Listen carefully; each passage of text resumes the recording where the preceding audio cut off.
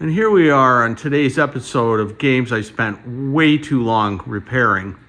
We're talking about the 1971 Chicago Coin twin rifle.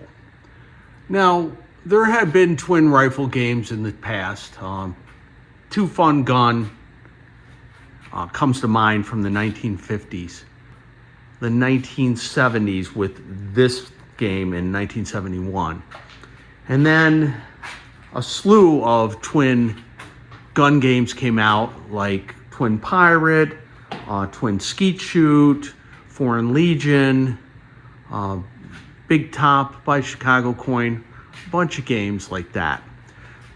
And the idea was to make two guns a competitive type thing, who can shoot the target first. If you hit anything, this player, this light comes on, and this player, this light comes on. The only sound in the game is a gunshot sound, and that is done by an electronic soundboard. And there is an 8-track tape player for the background.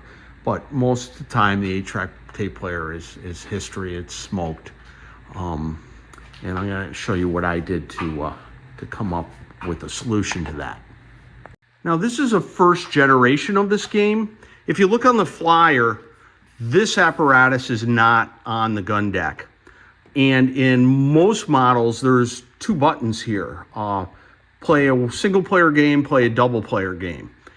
This does not have it. It does have the little triangle thing here. And if you take this instruction card off, it is drilled for the two buttons, but they were never installed on this game. This game just has a single credit button here. You press it once for a single player game. After everything resets, you press it again. To get two players. So this one's a real early example, and I would like to mention that the schematics for these early examples with the credit button here and the later ones with the two buttons here are slightly different. Let's talk under the hood a little bit. This game does have recoil. It's got a mechanism right here that pulls in with this rather large coil, which, by the way, are really hard to get. Pinball Resource, I think I bought like the last one from them, or maybe this was Marco, but these are kind of hard to come by. The recoils do burn up. Like, for instance, I think this one was in there, and you can see it was rather smoked. You can 3D print new coil forms and wind your own. They're about 1.5 ohms worth of, let's see, what's the wire core on this thing? Number 20 wire, 400 wraps. I guess you can make your own with, if you got the 3D printer, you can print out the coil forms. But anyways, both guns have recoil. This one was missing. I had to make this bracket, and actually just about everything associated with that damn thing, because it was just missing. And the wiring was a hot mess. So down here we have our electronics. There's two boards that control the sound. This larger board back here is the rifle noise. The board in front is just a rectifier that basically has 4 diodes and an electrolytic capacitor right here that then power 12 volts for the 8-track player. Now, my 8-track player was a hot mess. This thing I retired. It just wasn't going to work. So instead, I substituted in an MP3 player. You can see it right there. I attached it to the top of that rectifier board. That rectifier board only has 4 diodes in that cap, so I just moved that over, the cap over, and mounted the MP3 board right on there, because that little rectifier board and that capacitor actually power the 12 volts for the game. And then right there, that little display, when you start a game, I'll fire it up. It'll come on and tell me that I have 12 volts. And now it's playing my background sound, the MP3 player. You can hear it. Bloody tape hell. I'm up at the computer at my pin repair webpage, which is, here's the address, pinrepair.com/arcade/twinrif.htm. In here, you can download, it'll give you the link to the MP3 board that I used in the game for the sound files, or for the, to play the background sound. But it also has, you can download the background sound. If you click on that right here, you can download the sound.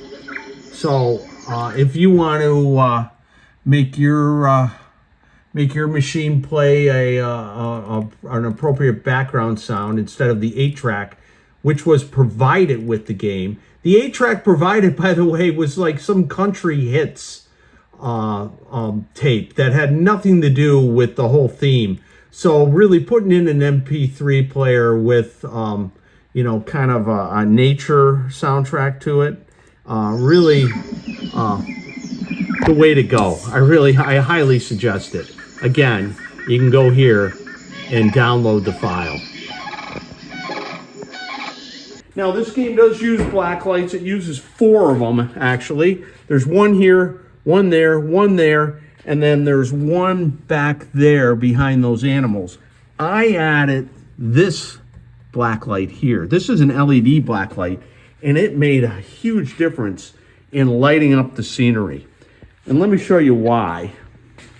Here is a traditional black light bulb. It is a fluorescent fixture, and these are the bulbs that's inside that game. This is a $12 LED fixture I bought off Amazon. So let me fire up the LED, and you could see it is really a lot brighter than the fluorescent tube. At first I was really wary of using the LED black lights. They just seem hokey to me, but in reality, they're a lot brighter than these guys, and they're way cheaper. This was $12, and that was like $30, and the fluorescent ones are getting hard to find, and the tubes are getting hard to find. So I'm just converting to these $12 Amazon things.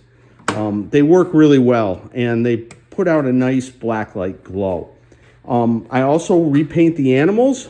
If you really want to get your animals to look better, buy some of these fluorescent paints.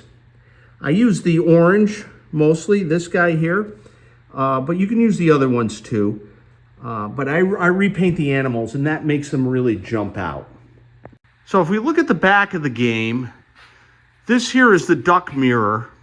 This moves up and down via this motor. It moves this mirror assembly up and down that gives the ducks the illusion of moving up and down. Back here you can see these are the static animals. These pull in, and then the animals are up, and then it lets go. You can see the coils are kind of burned because they stay in for a period, for maybe 5 seconds until you shoot them.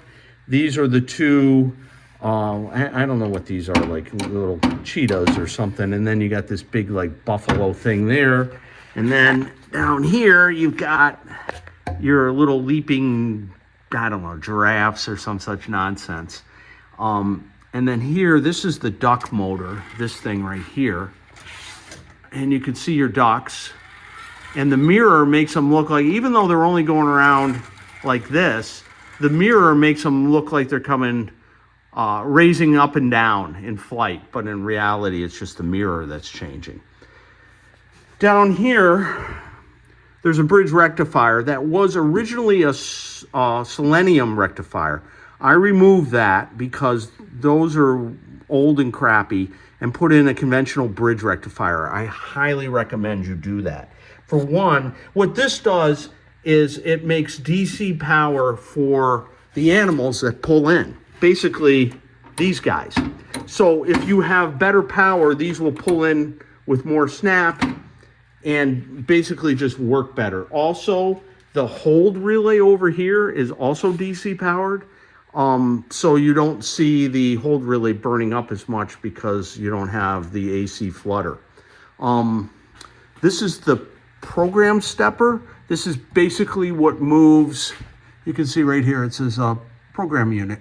This is what basically varies the different targets between the ducks, the stagnant animals, the leaping animals, whatever those things are, the elk or whatever you want to call them. That's what this thing controls. On mine, this coil had burned up pretty severely. I had to replace that. It's a pretty standard coil, pinball coil actually. And of course there's your reset bank. And then back here you have your score reels, and then this thing's the timer unit that controls the time. And then over here you can set it for extended play in both single or dual player mode. So let's try a game. I took the back glass out to try and minimize some of the glare. But let's start a game. Okay, so notice I press the button, score reels reset to 0. The timer is not started until I pull the trigger. And then the timer will start and this background sound will start. And you can see this guy signifies that this is the gun that I'm gonna be shooting. Like if I was playing a 2-player game, that would be on to signify this guy. So let me pull the trigger on this animal right here. And see, now the timer is moving and the background sound starts. See, I got a hit. You can tell I got a hit, that went off. And now we got the leapers in the back. They're jumping. I got another leaper, I hit him. See if I can get him again. Now the ducks are flying. Check out the ducks. The ducks I really like. The ducks are really quite interesting. Hard to hit too because they're moving up and down. And plus, I'm filming this. So now we're back to the animals up front. Another one over there. Got him. So you only get so many seconds, unlimited shots, but you only get so many seconds to hit them. And then the game's over when the clock comes all the way around and we're in game over mode.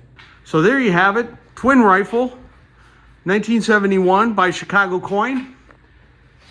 A great 2-player gun game. It's good in single-player mode too. I should really mention that. It really is a good single-player gun game too. Lots of fun, really big, really heavy, but and it wasn't really a lot of fun to fix. But hey, that's all my problem. Water under the bridge since it's all done.